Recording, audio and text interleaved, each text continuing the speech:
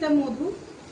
আজ আমি আবার আপনাদের সামনে চলে এসেছি। কম বেশি আমার ভিডিও অনেকেই দেখেন, আমাকে অনেকেই চেনেন।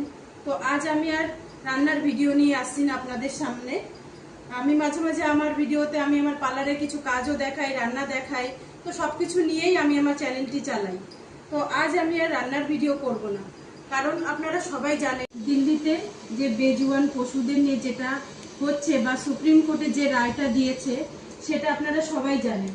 তাই এই হচ্ছে আমার বাচ্চা, যে 3 বছর ধরে আমার কাছে আছে।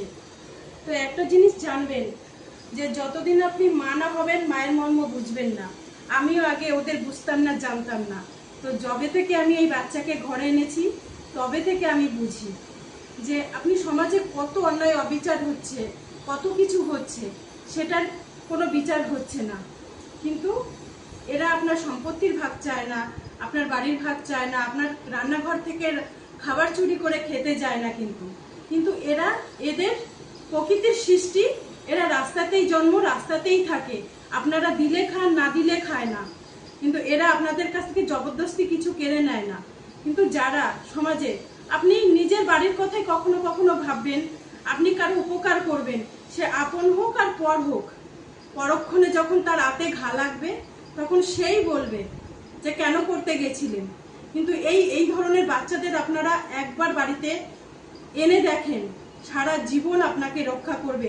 তাতে আপনি খেতে দেন আর না দেন, আপনি 6 মাস ওদের রেখেও যদি বাইরে ফেলে দেন তবুও সে আপনার বাইরের গেটের থেকে আপনাদের রক্ষা করবে।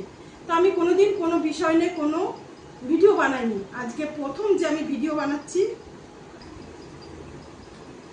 কোনো বিষয় নিয়ে ভিডিও বানাইনি। তো আজকে আমি ফার্স্টবার মানে এই ডগিদের নিয়ে ভিডিও বানাচ্ছি, বা কোনো এত সমাজে এত অন্যায় অবিচার এত কিছু হয়েছে, আমি কখনো কোনো বিষয় নিয়ে ভিডিও বানাইনি। আর আমি এত গুছিয়ে বলতেও পারি না, তাই আমি কোনো বিষয় নিয়ে ভিডিও করতেও পারি না।